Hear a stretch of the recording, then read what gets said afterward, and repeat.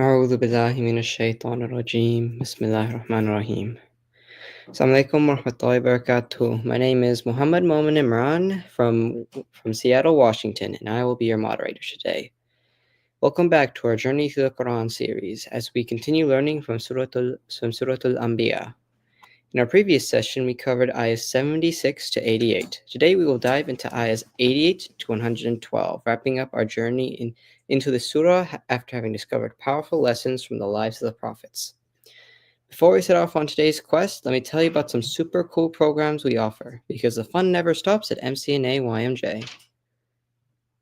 Okay. Okay. Okay. We offer prime time for firstly, we offer prime time for kids. It is a free monthly program where we talk about fun and important topics like entrepreneurship, boredom, and time management. Sometimes we even have prime time for parents too. MCNA also offers youth courses during the spring and fall. Our last program was Journey Around the Globe, in which we explored different Muslim countries around the world. Thirdly, we offer YMJ Book Club in the spring and fall. If you love reading and are 11 to 13 years old, this is a place for you. Join us as we explore amazing books together. Please contact your local chapter for more details. We have a children's magazine named Companion. It is a nationwide magazine for kids written by kids. If you love writing, drawing, or sharing ideas, no need to look further. We eagerly look for and accept new contributions from our young artists and authors. Email us at mcna@icna.org or contact your local MCNA-YMJ chapter to know our next theme and send your work to companion@icna.org for a chance to be featured in our next issue.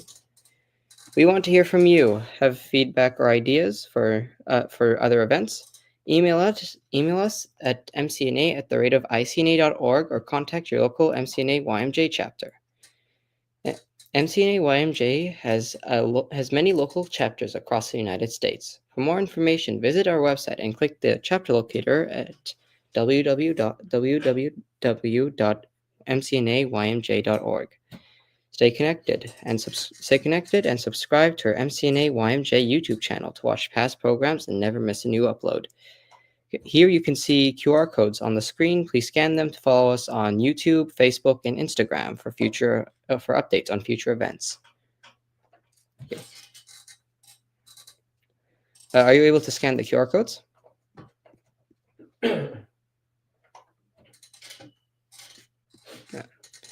If you can take a screenshot of the QR codes if that's easier to scan. Okay, I hope you all got the QR codes, and we will start today's program with Tilawa of the Quran.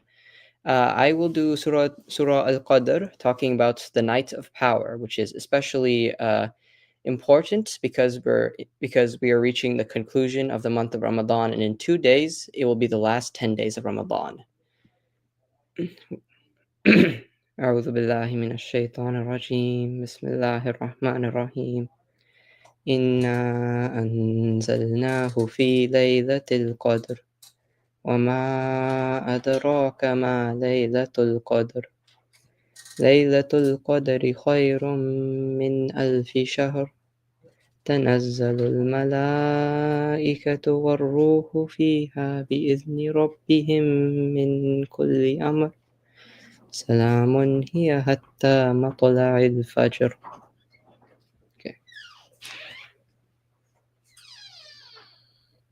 Okay. Now before we dive into Surah Al-Anbiya, let us listen to some quick but deep nutritional advice related to Ramadan from Sister Dua Al-Dasuqi.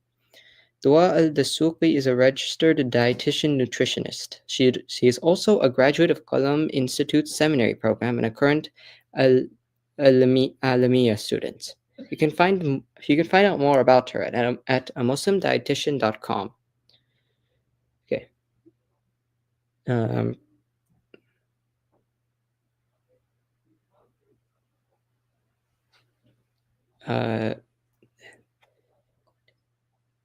There we go.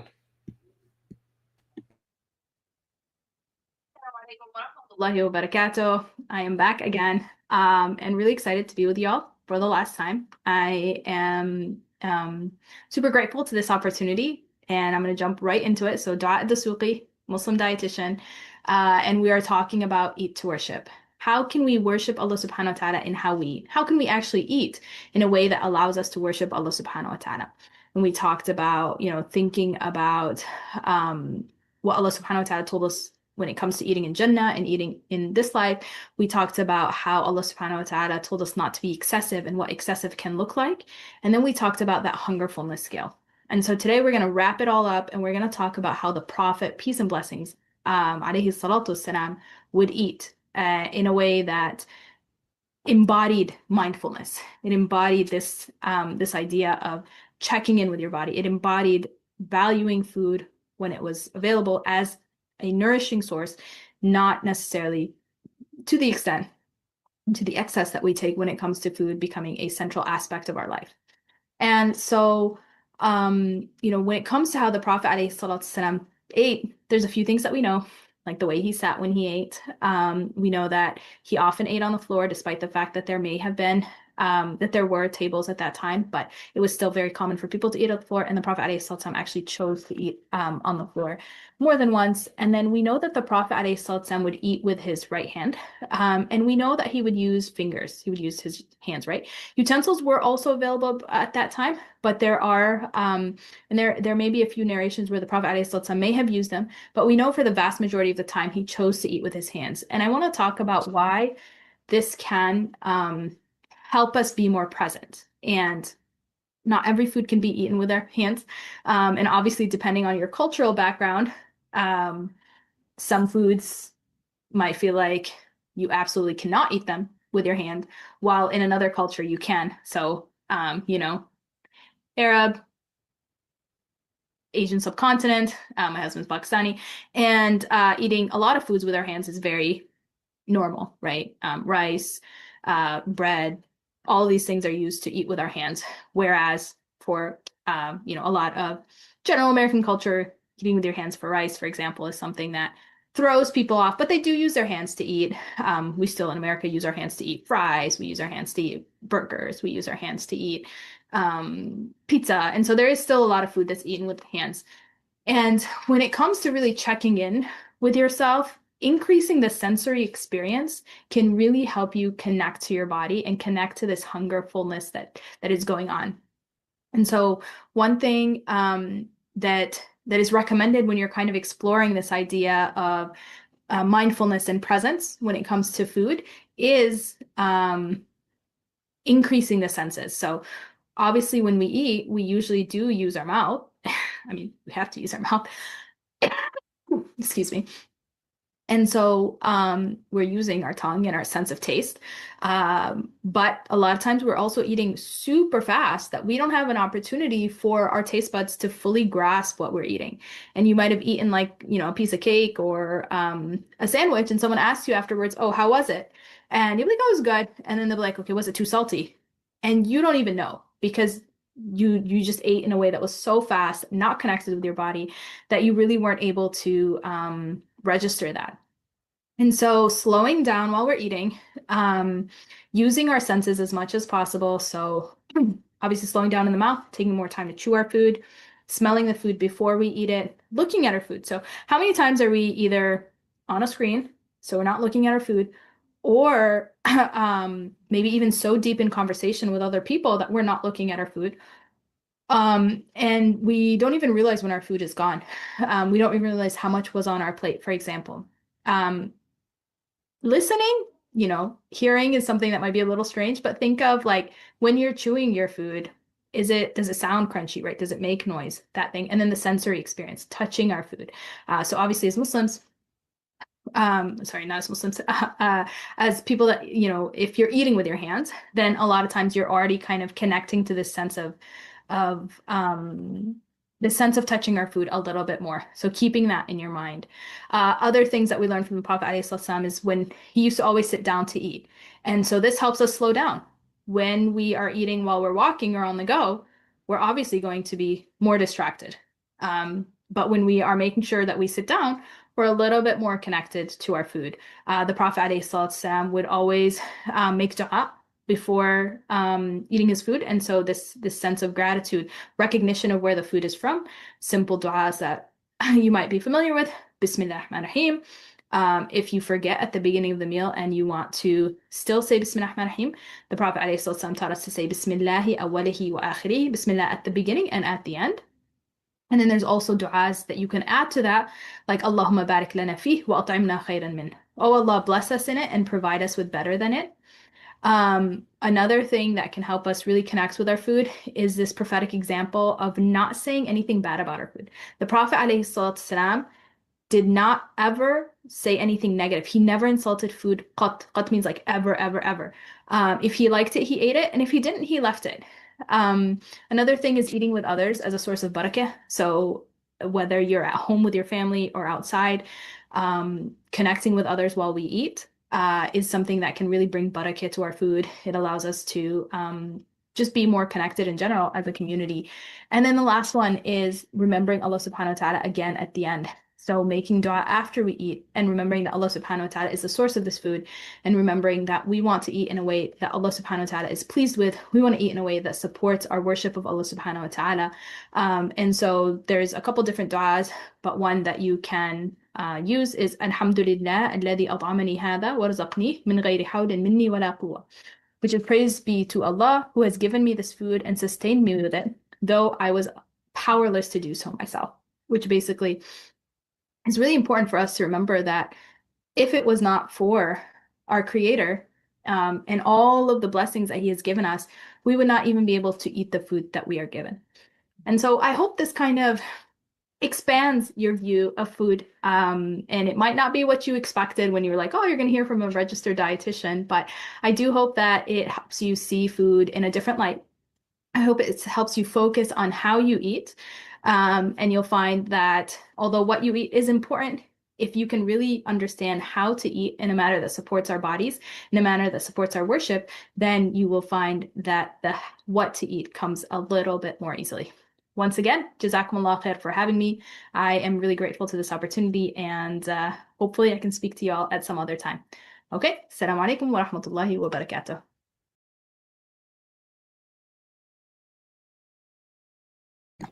Jazakallah khair for the great nutritional advice, Sister Dua Al-Saduqi. And now let me introduce you to today's guest speaker, Aisha Qayyum. She is a mother of two precious girls and holds a BA in Tafsir from IIUI, Islamabad. She has been a teacher for 13 years, including the Islamic School of Irving.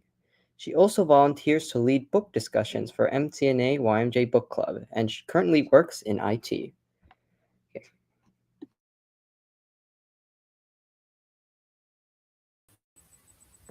Assalamu alaikum, everyone. Jazakumullah khair for that introduction. All right, so welcome back, everyone. This is our last session for Surah Al-Anbiya, and I hope that you have all really, really enjoyed it and have learned a lot. So these last ayat of the surah are going to be verses 89 to 112. And we're going to begin with the very next slide, in which it is mentioned the last of the prophets in the surah. So if you could please go ahead to the next slide. All right, so verses 89 to 91. So these verses talk about Prophet Zakaria alayhi salam, his wife, and also Maryam alayhi salam. And Zakaria alayhi salam's son as well, Yahya alayhi salam. So once again, sorry, the names are the biblical names, but I'll let you know that Zechariah sounds like Zakaria, so that's easy. And then John the Baptist is actually how Yahya alayhi salam is mentioned in the Bible. So this is beginning with the story of Zakaria alayhi salam, and Zakaria alayhi salam is very old, right? And so he makes dua to Allah subhanahu wa ta'ala, Ya Allah, don't leave me alone, like by myself. And indeed, you're the best of heirs, but what he's trying to say is, please give me an heir. And by heir, he doesn't just mean somebody who is going to inherit my worldly possessions, right? So when he's asking Allah subhanahu wa ta'ala for an heir, for somebody to inherit him, he's asking for somebody who will continue his mission, somebody who will inherit his mission of being a prophet to the children of Israel, to the believers at that time. So he says, Ya Allah, don't leave me alone. Yani, don't let me be the last prophet. Send me somebody who will continue my job and will continue to call people towards you and continue to call people to stay steadfast in their belief and prepare for the akhirah. So that's what his dua is. So let me go back a little bit. So the ayah actually starts with the dua of Zakaria alayhi salam, but elsewhere in the Quran, Allah subhanahu wa ta'ala tells us that Zakaria alayhi salam, he's very old at the time that he makes this dua, right? So by this point, he pretty much he doesn't really think that it's possible for him and his wife to have a child. But what is it that inspires him, that despite of his old age, in spite of his old age, he thinks, okay, let me make a dua to Allah subhanahu wa ta'ala, and we maybe Allah will bless us with a child, even though we're really, really old. So what happens is that he had a niece who we all know. His niece was Maryam alayhi salam, the mother of Isa alayhi salam. So what had happened was that Maryam alayhi salam's mom also was having a lot of difficulty having a child. And so she made dua to Allah. She said, Ya Allah, if you give me a child, I promise that I will dedicate my child to the temple. So at this time, the believers were the children of Israel or the Jews. And so the place where they would go for worship was the temple. And so a practice that they had was that whenever somebody wanted to dedicate themselves to Allah subhanahu wa ta'ala and become really close to Allah subhanahu wa ta'ala and serve the deen of Allah subhanahu wa ta'ala, they would dedicate themselves to the temple. And so they would stay in the temple and they would worship Allah subhanahu wa ta'ala, just spend all of their time just really in just religious activities. And so that's what she said. She said, if you bless me with a child, I will dedicate my child to the temple, in your service. And now in those days, the only people who stayed in the temple and served Allah in that manner were boys, right? So she's basically saying, Ya Allah, give me a son, and if I have a son, then I promise that he will be serving you in the temple.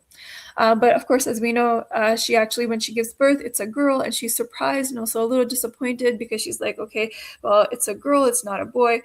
However, she decides that, even though it's a girl and even though it's unusual, she's still going to go ahead and dedicate Maryam alayhi salam to the temple. And one thing that I really, really love, that I often remember, and actually my own daughter is named Maryam, is that when Maryam alayhi salam is born, her mom makes a very special dua that I absolutely love. It's in Surah Al-Imran. And so she says, Allah, I ask you to protect her, meaning the daughter that she's holding in her hands, Maryam alayhi salam. I ask you to protect her and her children that she's going to have in the future from Shaitan the rejected. So this is the dua that she makes. And it's always really, really been amazing to me to think that, here she is, she's holding a baby, right? And you guys are really little, but like, I'm sure if you ask your parents, right? Like when they first held you, what is it that they were thinking? So I know that when I held my daughter, right, at that time, I was just thinking about her. But, and generally that's what happens, right? Like you're just thinking about that baby that's in your arms. But Maryam alayhi salam's mom not only was thinking about her, but she was also thinking about her future kids, right? And her future. So she said, Ya Allah, protect this baby, but also all the children that are going to come after her. So for example, it's like saying, Ya Allah, protect my child and also any future generations that are going to come. So this was a really beautiful dua. So this is the dua that she makes. And of course, we know that the only child that Maryam alayhi salam has is Isa alayhi salam. And of course, we know that he had that special place with Allah subhanahu wa ta'ala, where Allah subhanahu wa ta'ala completely protected him from any sort of wrongdoings and made him into a prophet. So anyway, so Maryam alayhi salam is born. And she gets dedicated to the temple. Now, because she's a girl and because she's getting dedicated to the temple, she needed somebody to kind of be like her guardian, right? And so her father couldn't be her guardian because her father had actually passed away before she was born. So so she needed a guardian, and so what happened is that everybody was like, let me be her guardian, let me be her guardian, let me be her guardian, right? And so the person who actually gets the job is Zakaria alayhi salam, right? So he's the one who becomes her guardian. So Zakaria alayhi salam actually is related to Maryam alayhi salam in the sense that he is her uncle, right? So Zakaria alayhi salam's wife is actually the sister of Maryam alayhi salam's mom. So both of them are sisters. And so Zakaria alayhi salam is her uncle because he's married to her aunt. So so he becomes her guardian, and he's very, very old, right? And Maryam alayhi salam is, like, you can imagine, like maybe a young teenager, right?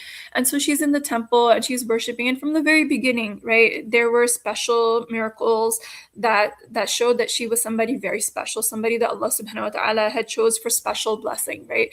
And so one of those things was that food would miraculously appear for her in her chambers, right?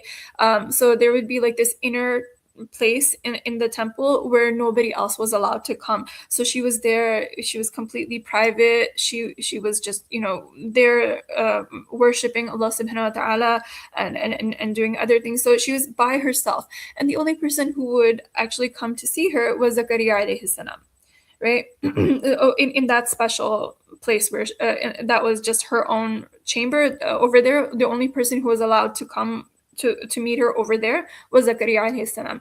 So Zakaria alayhi salam, when he would come and visit her, sometimes he would find that there was food, that had just miraculously come there. And he's like, how did you get this? Where did this come from? Because not only was the food there that he hadn't brought for her, but it was also like unusual, like in the sense that if it was winter time, the food that she would have would be like fruits that are found only in the summer, or vice versa. Like if it was summer, she would have things that normally you would only have in the winter time. And maybe you guys don't really understand what that means, because now you go to the supermarket, you can get anything that you want at any time, right? But back then, it's like, you were really dependent upon the seasons in order to in terms of what kind of food was available to you. So anyway, so he saw this, right? And he was like, how is it that you have this? Where did this come from? And so Maryam alayhi salam responds to him and says, this is from Allah, and Allah can provide whatever he wishes to whomever he wishes, right? And so when Zakaria alayhi salam sees this, right, and he sees that, she has this special blessing, and then he thinks back that, her mom was also not able to have her, and because again, her parents were also quite old when she was born. So then he's like, what? Here is a miracle right in front of my eyes, right? That Maryam alayhi salam is a miracle, right? Why don't I make dua to Allah, and then Allah will bless me with a miracle, me and my wife with a miracle too. So this is what he's thinking. And so at that time, when he sees this miracle in Maryam alayhi salam, he says, Ya Allah, send me a miracle as well. Send me someone who will inherit my job and will be a prophet after me. And so Allah subhanahu wa ta'ala, accepts this dua, and they are blessed with a son. And Allah subhanahu wa ta'ala is the one who chooses his name and says his name will be Yahya. And this is the unique name that nobody before him ever had. Okay, so this is the story in a nutshell of Maryam alayhi salam and her family. Now, the interesting thing, the really, really special thing about this story, I put like 4 words on the bottom of the slide so that we have something to focus on, is that, all of them, they had hope in Allah subhanahu wa ta'ala, right? So especially Zakaria alayhi salam, right? He had hope in Allah subhanahu wa ta'ala that even though, this whole time, they were married, but they had no kids. Even then, he didn't lose hope. And so one thing that I really want us to reflect upon is how quickly sometimes we lose hope, right? You're like, oh my God, I've been making dua to Allah for like months, right? And it still hasn't happened yet. And sometimes not even months. Sometimes it's just been a few days, and we're like, oh, it's been days. I've been making dua to Allah subhanahu wa ta'ala. It's still not happening. What am I going to do, right? But we see that the example that is set for us by Zakaria alayhi salam in just these few ayat, but in other places, of course, there are many, many examples of this, right? It's that we do not lose hope in Allah subhanahu wa ta'ala. We make dua to Allah subhanahu wa ta'ala, even though we have been making that dua maybe for many, many, many years, right? We make dua to Allah subhanahu wa ta'ala, even though to our minds, it might seem like it's not it's not going to happen, right? Like maybe when we look at it, we're like, oh, this is not going to happen, right? But we still have hope in Allah subhanahu wa ta'ala, and we have trust in Allah subhanahu wa ta'ala, right? That even though from my limited understanding, I feel like this is something that's not going to happen, but I have hope and I have trust in Allah subhanahu wa ta'ala, and I have belief in Allah subhanahu wa ta'ala's power that if this is the right thing and this is the right time, even though to me it seems like, okay, well, for so long it didn't happen, it's probably not going to happen right now, but still having that hope and trust and belief in Allah subhanahu wa ta'ala, I make that dua anyway, right? Knowing that if it's meant to be, Allah subhanahu wa ta'ala can make it happen. Right. So those are two things that I feel like we learn from this. Another thing that we learn is patience, because of course, you have to be patient in order to continue making dua, right? If you don't have patience, maybe you'll make dua for like a couple of days and then you'll be like, oh, forget it, this is not working, right? But if you have patience and you continue to trust in Allah subhanahu wa ta'ala, then there's actually like a really like amazing transformative experience that you go through. Like it's like a transformation that happens inside of your heart, right? That actually builds that trust in him, like because you were patient and you continue to make dua, it builds that trust inside your heart for Allah subhanahu wa ta'ala, right? So definitely if you stick with making dua and you're consistent in it and you don't give up, you'll notice that something happens inside your heart, a transformation. But you won't experience it unless you actually try it. So inshallah, may Allah make us all be patient and consistent in making dua to him. Okay, and then finally, the last thing is submission to the will of Allah subhanahu wa ta'ala. What does that mean? That means that a lot of times things happen and we're like, why did this happen? Oh Allah, why me? Why did this happen to me? Right? So that means that we're not submitting to Allah subhanahu wa ta'ala as well. That means that we are fighting against what Allah subhanahu wa ta'ala has ordained for us. And the right way to show that we're submitting to Allah's will is to say, Ya Allah, how can I learn from this? How can I, in this situation that I'm in, how can I come closer to you? How can I be the best worshiper to you in this situation, right? So that is showing submission to Allah subhanahu wa ta'ala as well. And may Allah subhanahu wa ta'ala, and it's not easy. It's definitely not easy. That's where the test is for us to see, whether we're strong believers or whether we're weak believers, right? So may Allah subhanahu wa ta'ala let us develop more and more submission, more and more patience and hope and trust in him, so that we do come out of any sort of trials or tests in our life as strong believers. Ameen. All right, so let's go ahead to the next slide. All right. So after talking about so many different prophets, right? And you guys, I forgot to mention that at the end of our class over here, we are going to have a blue kit game. So definitely pay attention. And I'm also going to keep an eye on the comments. So I'm going to ask you questions, and I would love for you to participate and answer my questions. So here's your very first question for today. Surah Al-Anbiya talks about a lot of prophets. Do you guys know how many prophets? And if you don't know the exact number, that's fine. Go ahead and write down the name of one of the prophets or more that you remember learning about in this surah. Okay, so in Surah Al-Anbiya, Allah subhanahu wa ta'ala talks about a lot of prophets, and for each of them, he gives us just a tiny little excerpt, a tiny little blurb about something that happened in their lives, right? So maybe just 1 or 2 or 3 ayat about each prophet, and each of those little selections about the prophets are meant to teach us something really, really important, right? So, and then Zakaria alayhi salam is the last one who is mentioned over here, right? And so at the end of this, Allah subhanahu wa ta'ala tells us, okay, so here is the lesson that I want you to gain from all of these different stories that you've been listening to. So the lesson is that our community is one community. And the word community over here is a translation of the word ummah, right? And I'm sure all of you have heard the word ummah before, right? What do you think the word ummah means? All right, does anyone know what the word ummah means? Right, so well, ummah right here, it means community, right? It means a group of people that are bound together by their faith in Allah subhanahu wa ta'ala, right? So Allah subhanahu wa ta'ala is saying that you are one community, you are one group, you're one nation, Jazakallah khair, right? So all of you, your purpose, the thing that unites you is that I am your Lord, and so worship me. And so you'll see like the graphic that I have on the bottom is that, all the hands are, holding each other, and in the center is Allah subhanahu wa ta'ala. And that is really the point, right?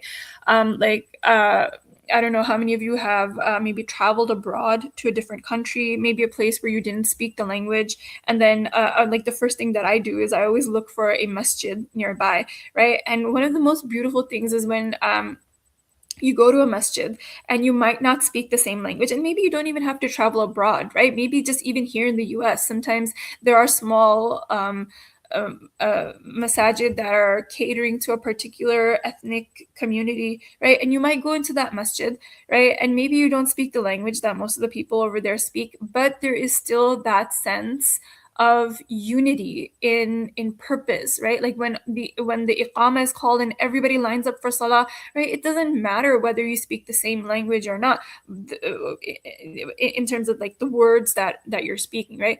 But the language that kind of unites us is the language of Islam, right? It's the language of the Quran. It's the language of salah, right? Like we're still united. We're united in our worship of Allah subhanahu wa ta'ala, right? So this is what Allah is saying, that yes, Allah sent a lot of prophets and messengers throughout time, but all of us, we are one, right?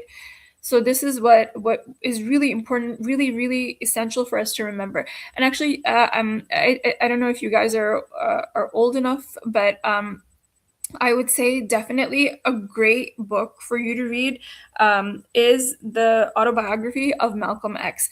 Like there are some things in it that are a little bit mature content because he talks about his journey from when he wasn't a Muslim and he was doing a lot of bad things, and then he went to jail, and then in jail he learned about Islam, and then he became a Muslim.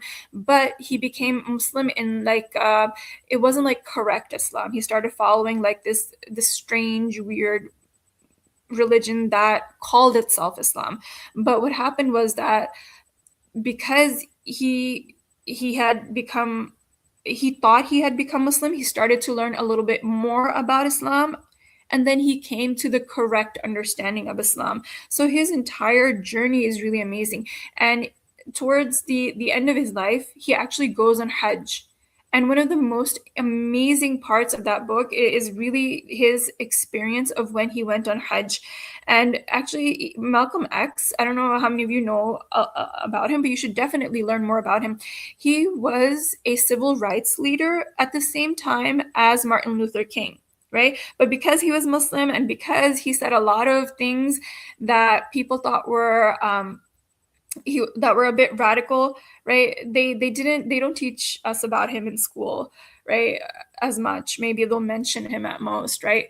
I don't know how many of you have heard of him, Malcolm X, but definitely we as Muslims should know about him because he was one of us, right? So anyway, so he went on Hajj, and his whole life he had been fighting for equality between Black people and white people in the United States, right? And so remember, so that is like, that's like the main experience that he has had in his life is that he has been discriminated against for being a Black man, right? And as we know in Islam, right, there is no superiority of a Black person over a white person, or a white person over a Black person, or an Arab person over a non-Arab, or vice versa, right? The Prophet ﷺ made this very clear in the last khutbah that he gave to the believers, right? He said, all of you are equal, right? And the only way somebody can be better than another person is if they're a better Muslim, right? And even that is something that only Allah subhanahu wa ta'ala knows, because nobody else can know what's inside our hearts, right? No person can know what's inside our hearts. Only Allah knows what's inside our hearts.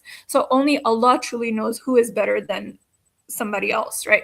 But skin color is definitely not something that makes somebody better than anyone else. So Malcolm X, his whole life, he's been trying to say the same thing, that, even though we have different skin color, we are still the same people. We're still humans, and you shouldn't treat us badly, so on and so forth, right? So he's been saying this his whole life. And so finally, and like he's been through this really long and difficult journey where, at first he had no guidance, then he became like a Muslim, but like in a weird in a weird like cult that wasn't really Islam. And then finally he found out that, okay, there is a real Islam, and I need to become a real Muslim. And then he becomes a real Muslim, and then he goes on Hajj, right? And when he's on Hajj and he sees that, you know, all people are equal and everybody is sharing with one another and everybody's giving respect to one another and everybody is just there to worship Allah subhanahu wa ta'ala, and nobody cares what you look like, right? Then he says something really amazing. He says, you know, it was at this moment when I was at Hajj and I saw that there's like a sea of people, right? And they're people from all over the world, right? People whose skin color is like the whitest of the white, and people who are so dark also, and everybody in between. And everybody is just together doing the tawaf around the Kaaba, and everybody is just thinking about, you know, their connection with Allah subhanahu wa ta'ala, their relationship with their Lord, right? He's like, at that moment I realized that the only way humanity could be united is if they believe in one God. Because when they believe in one God, that is when they realize that they don't hate one another, because they're all created by that same God.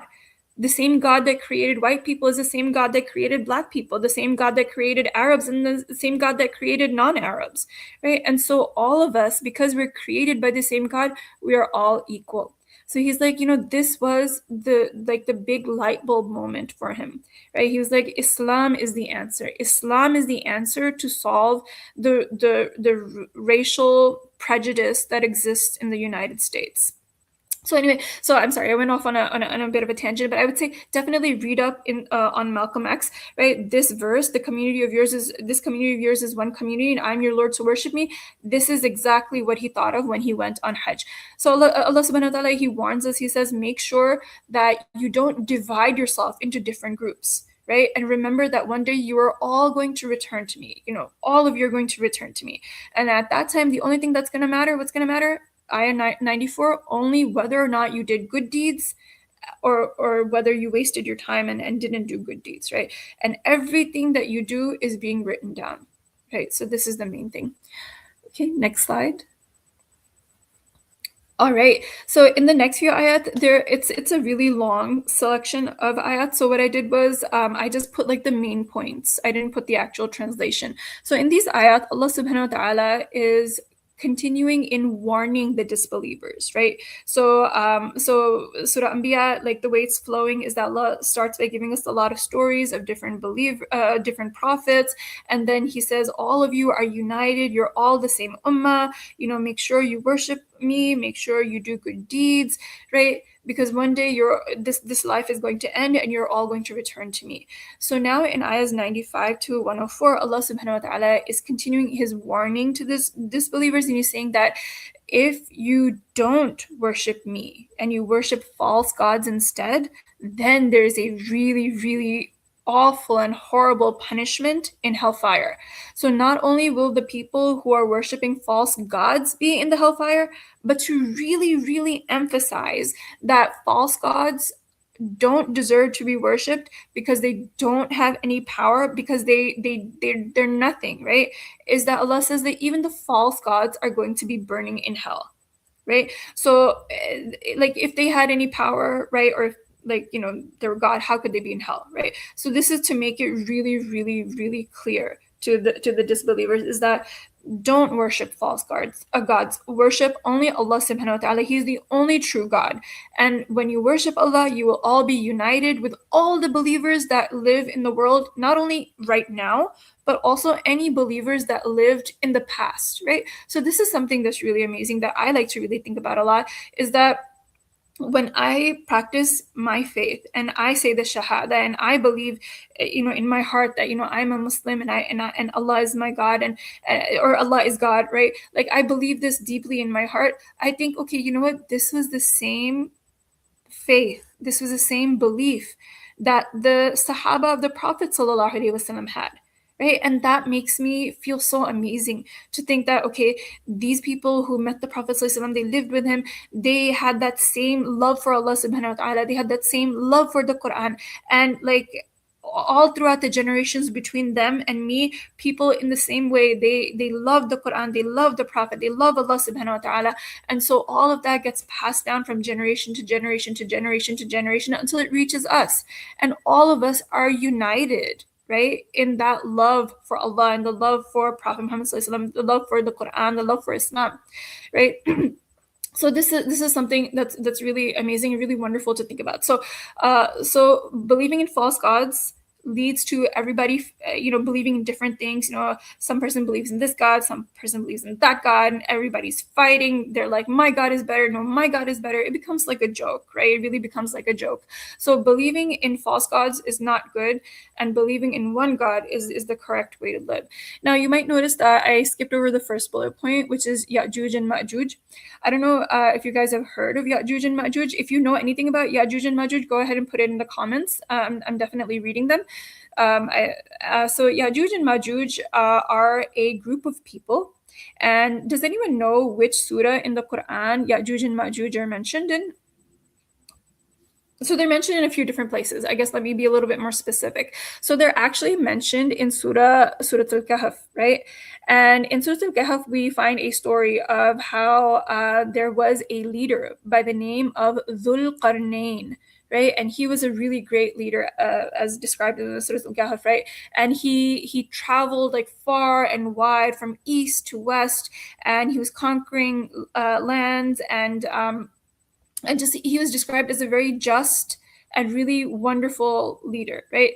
So what happens is that in his travels he comes upon a people, right, who say, oh, can you please help us? We see that you're a wonderful, really great leader. And so there are these people called Yajuj and Majuj, and they're really, really, hurting us. They come and they attack us, and so on and so forth. So can you please build a barrier so that these people cannot come and bother us anymore? And so that's what Dhul Qarnayn does. He builds a wall, right? And the description of that wall is in Surah Al-Kahf. I encourage all of you to read the translation of Surah Al-Kahf and learn more about it. This is towards the end of Surah Al-Kahf. And Surah Al-Kahf is really, really long. It's like a little bit more than the length of a juz. So if you're looking specifically for the surah, it's towards the end of the surah. For this story, it's towards the end of the surah. So anyway, so he builds a wall. It's a very strong wall. And he says that this wall will stay until the day of judgment, or until Allah subhanahu wa ta'ala wills, right? So that wall was built, and Ya'juj and Ma'juj were behind that wall, and they were not able to come out from that wall. And there are a lot of ahadith as well that talk about this wall and about Ya'juj and Ma'juj. But the main thing is that Ya'juj and Ma'juj will continue to try to come out of the wall, but they will not be able to until the day of judgment is very, very close.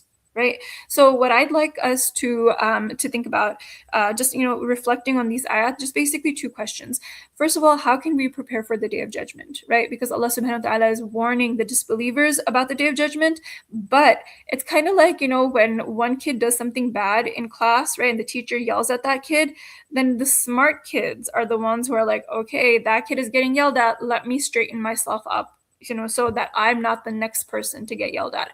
So whenever in the Quran, Allah subhanahu wa ta'ala is warning the disbelievers, right? Even though we're not disbelievers, we believe, but even then we should listen to what Allah is warning about to make sure that we are definitely safe from that thing, right? So if Allah subhanahu wa ta'ala is saying there's a horrible punishment in the hereafter for people who disbelieve, right? Even though we're believers, we should say, oh, what are the things that I need to do? How can I prepare so that I am safe, really, really safe from the punishment of the hellfire, right? So that's a really important question, is how can we prepare for the day of judgment, right? Like, what are some good deeds that we can do?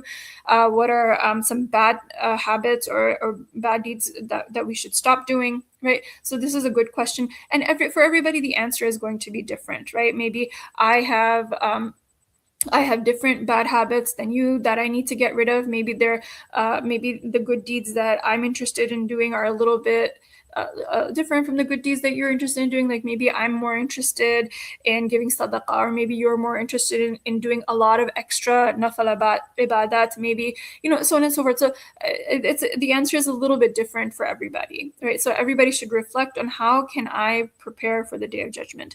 And then also, what are the signs of the Day of Judgment? So this is actually something that my kids and I are doing as well, is that we're learning about the signs of the Day of Judgment. Just we're reading the hadith together and we're discussing them and we're talking about what that means. And we're also talking about what's happening in the world these days, because I don't know how much you guys know, but there are a lot of really crazy things happening right now, right? So definitely those are two really good questions for you to think about and discuss with your family, and just really reflect upon. All right, let's go on to the next slide. Okay, and then over here, so Allah subhanahu wa ta'ala mentions so there's a warning for the disbelievers, and then there's kind of like a glad tiding, like a good news for the believers. And so Allah subhanahu wa ta'ala says that it was written in the Psalms. Now, the Psalms are the Zabur, right? So Allah says He has written in the Zabur that the earth will be inherited by my righteous servants. And so what He's trying to say is that the disbelievers can do bad things, they can attack the believers, they can do a lot of horrible things, but in the end the victory will be for the believers, right? And so Allah subhanahu wa ta'ala says that this is a message for those who are worshiping, that don't lose heart. Like, if you see that bad things are happening to believers, don't think that you've lost. In the end, you will be victorious, right? So this is something that, again, Allah subhanahu wa ta'ala is telling us this because what are the 4 things that we want to focus on? Hope, trust, patience, and submission to Allah subhanahu wa ta'ala. So Allah gave us all of those stories of all those different prophets to tell us that, okay, no matter what, you have to stay firm in your belief, just like all those people stayed firm. Right? So that's what Allah is saying, that in the end, the righteous servants, those are the ones who will be victorious, right? And then finally, Allah says to the Prophet Muhammad sallallahu alaihi wasallam, ayah 107 is addressed directly to Prophet sallallahu alaihi wasallam. He says, "We did not send you except as mercy to mankind." And the Arabic, the verses from the Quran, the words from the Quran are rahmatal lil alameen. Okay, so rahmah for the alameen, the universe. Okay, so this is the thing that is said to the Prophet sallallahu alaihi wasallam, and then and so that's basically it. Let's go on to the last slide.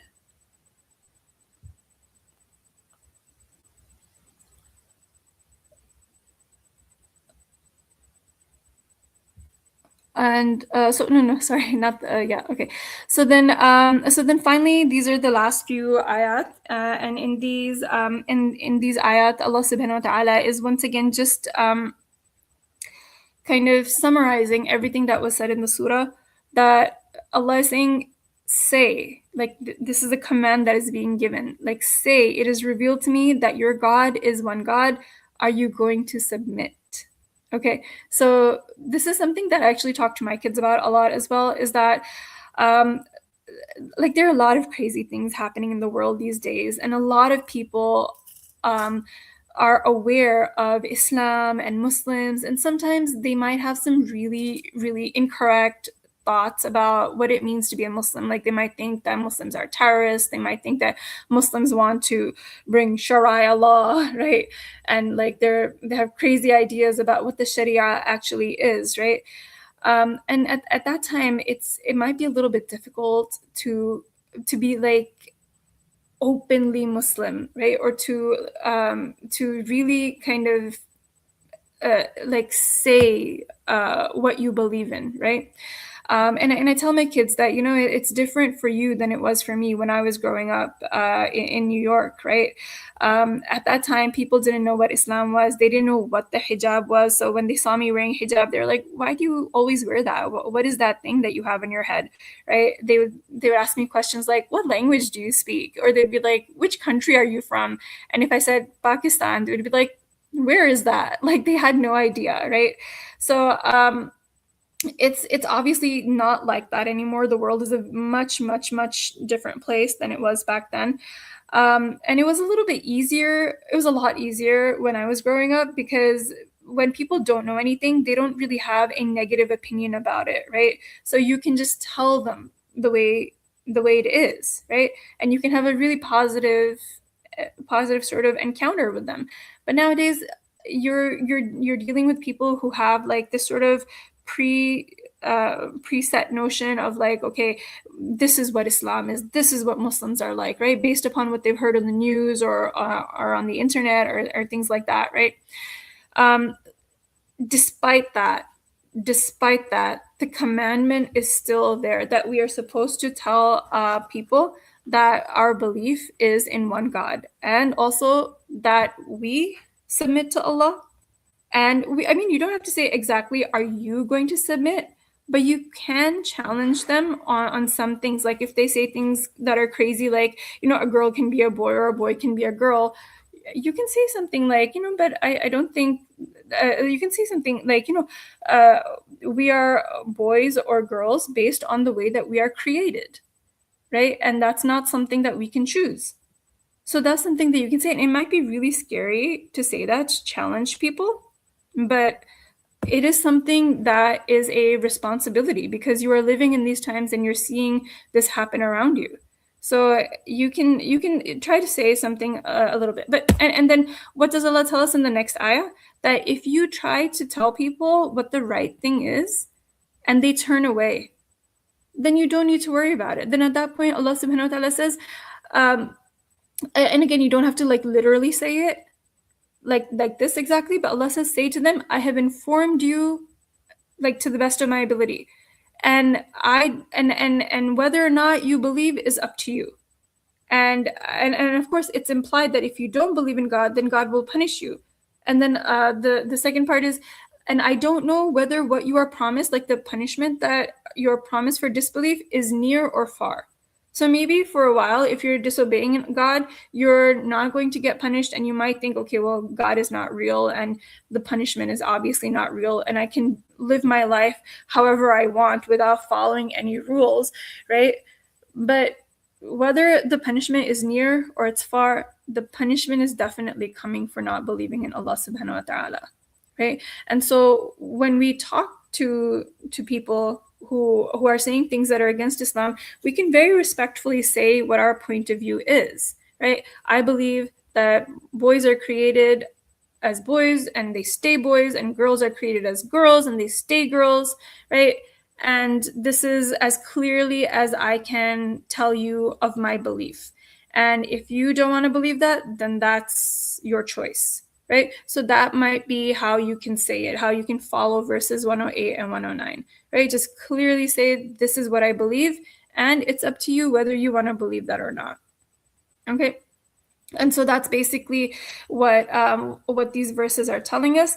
And then finally, the last verse is, my Lord judged with justice, meaning that in this life, throughout the entire time span that all of these prophets came, right? All of these prophets, they came, they brought the message. Some people believed in the message, other people argued against them, right? There was conflict, there was disagreement, right? And what happens when people have disagreements, right?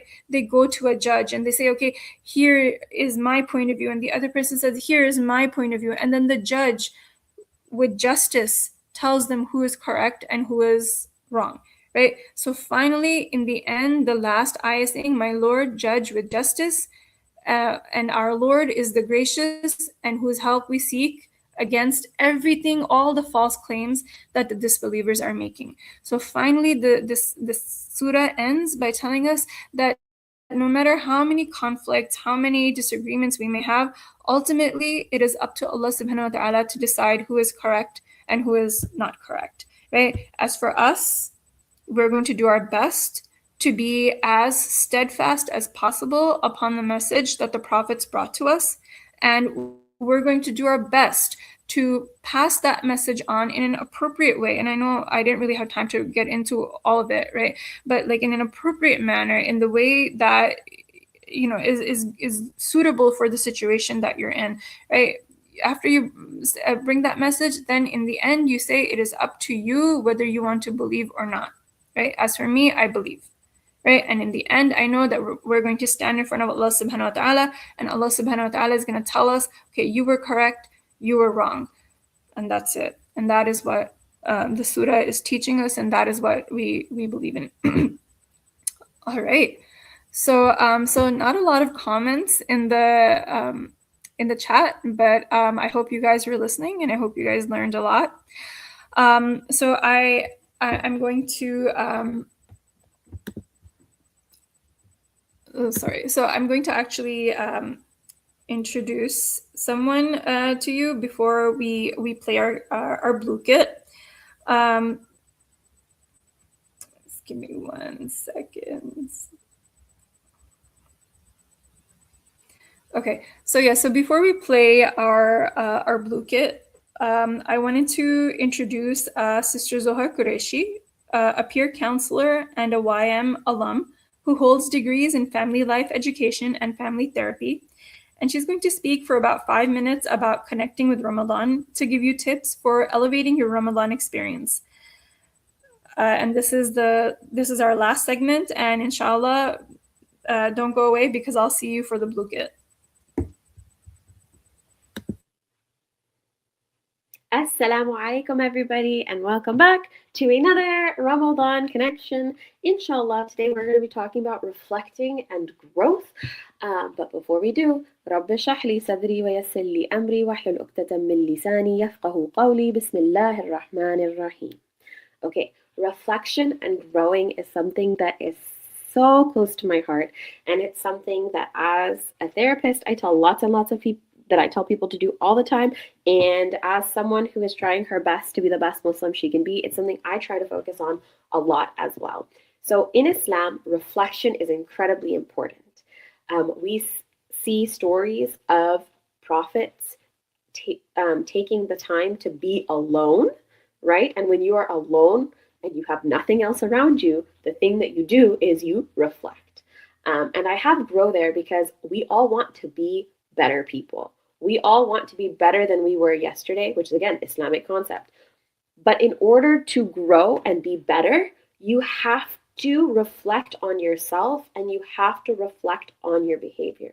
Now, reflection means taking the time to think about yourself. If you get angry in certain situations, if you're happy in certain situations, if you're sad in situations, reflecting on that means thinking, why do I do that? What are behaviors that I have? What are things that I do? What are things I struggle with? What are things that I'm good at?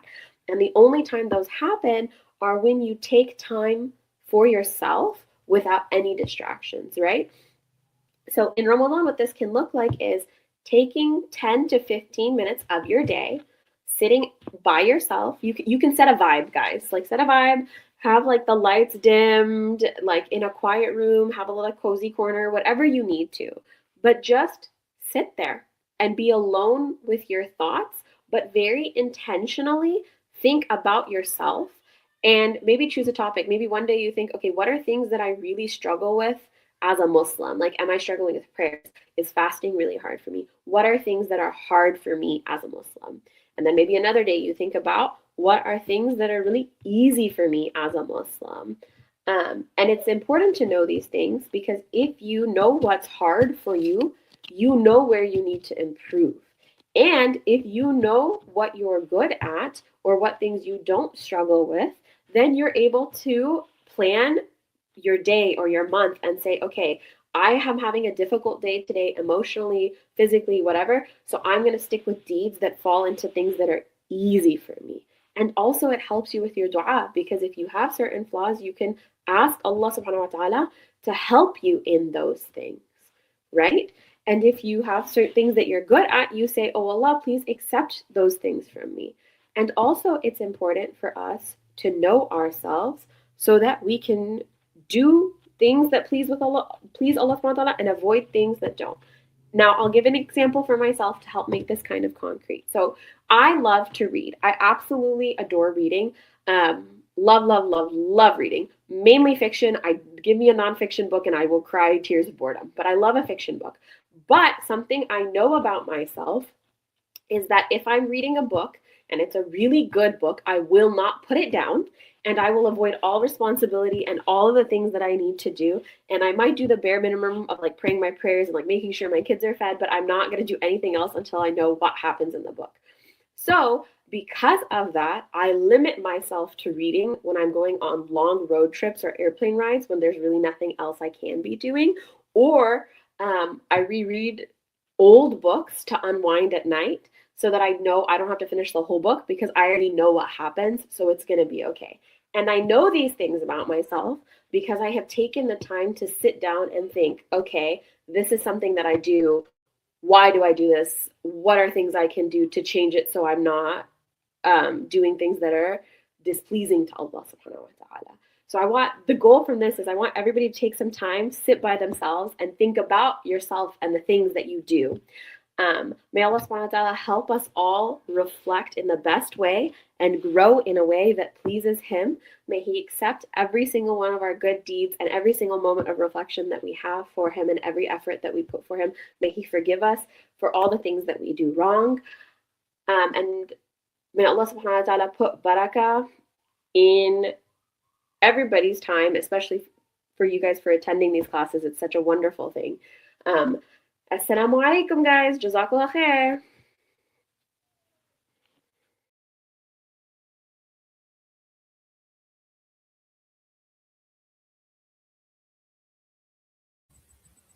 All right, everyone. So I'm going to go ahead and share my screen so that you can see the Blue Kit code.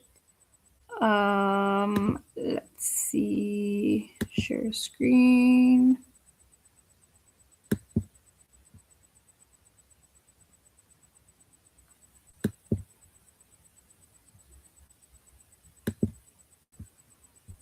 Okay, here we are.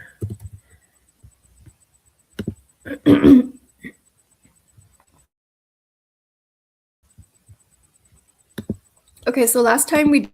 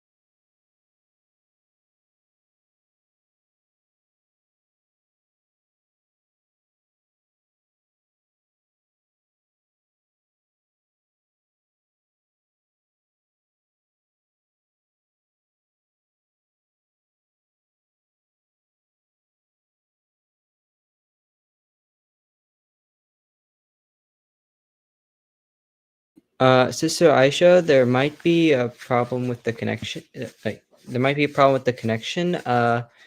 We can't hear you. We can't hear you, and we can't see your screen. Oh, Sonika, I'm so sorry about that. Oh, can you hear me now? Yes, now we can.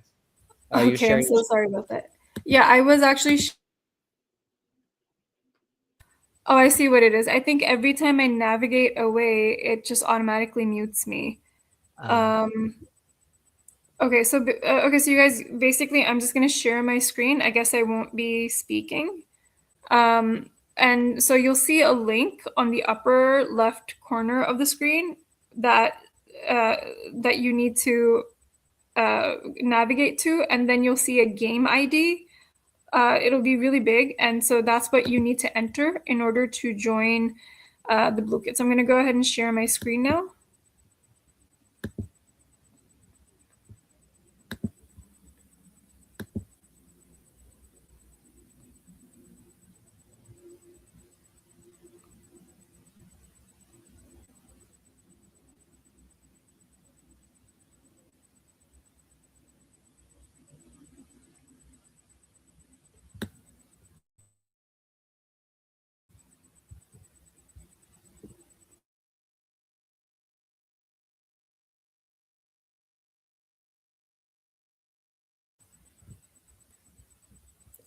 Okay, I think that worked. Okay, so now we can see the shared screen, and I can also talk to you. Okay, good. Perfect.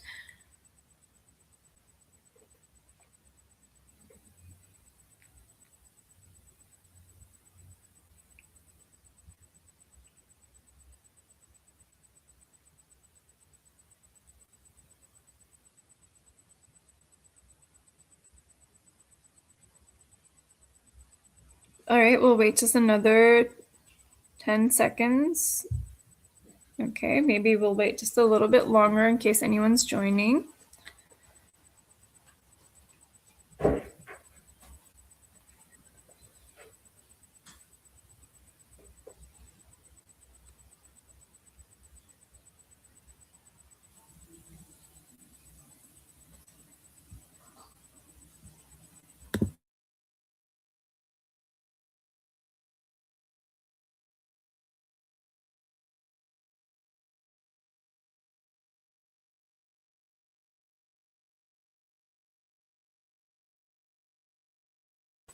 All right, looks like everyone's here. Let me go ahead and start the game.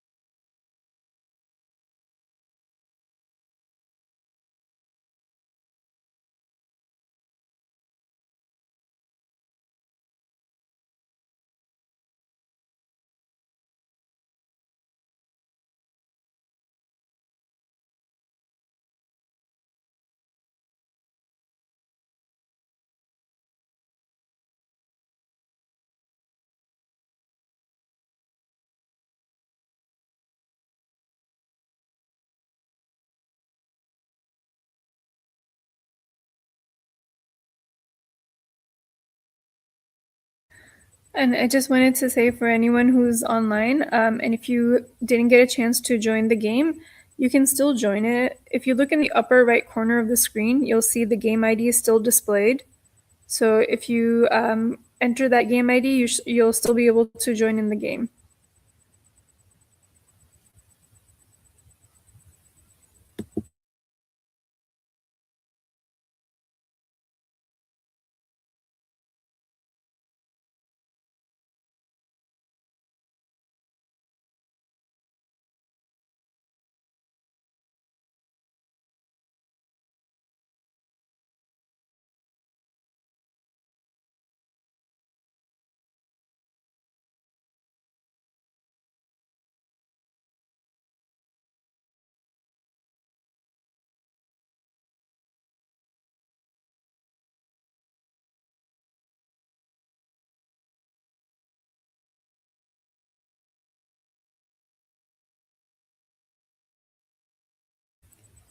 All right, we're about halfway done with the game, a little more, and Omnia is in the lead with Muhammad in second place and Amna in third place.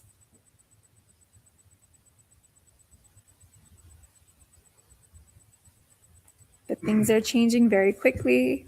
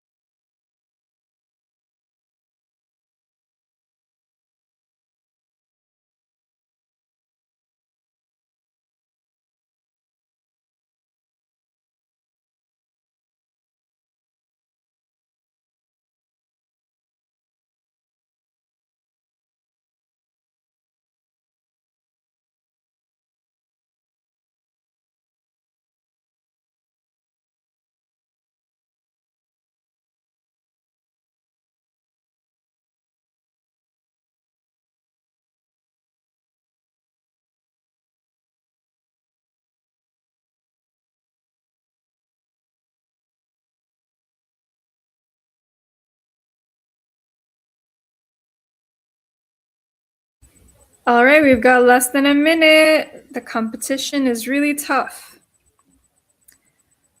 Let's see what happens.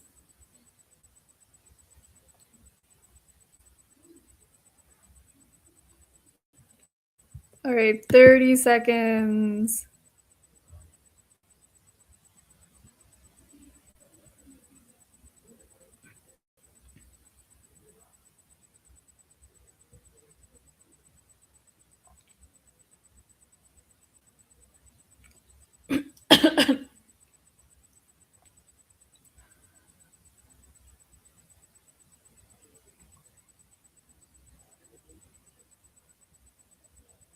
All right, let's see. Amnia in third place, Simran second, and Amna in first place. Congratulations. Awesome job, you guys. And wonderful job to all of you. I know that Gold Rush can be a little bit tricky because sometimes you could be in the lead and then in the very last second somebody can swap with you. But good job anyway. And mashallah, I'm really proud of you. I hope you guys learned a lot. I hope you enjoyed. And inshallah, have a wonderful last 10 days of Ramadan. Remember me in your du'as. I'll remember you guys as well. And may Allah subhanahu wa ta'ala accept from us all the good deeds that we do, all the worship that we do, all the fasting that we're doing. Ameen.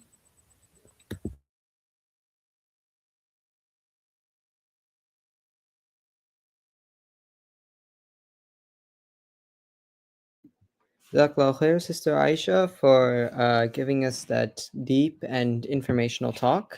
You made it very. You took the ayahs of the Quran and made them relevant to us nowadays, and I found that really interesting. Okay, before we go, just two quick reminders. If you missed and would like to watch any of our previous sessions or series, you can find the recordings on MCNA's Facebook and YouTube channels. And next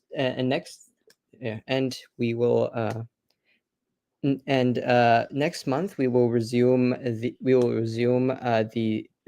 these sessions. So stay tuned and stay connected. Now, to end, I will recite Surah Al-Asr, and I will recite a dua.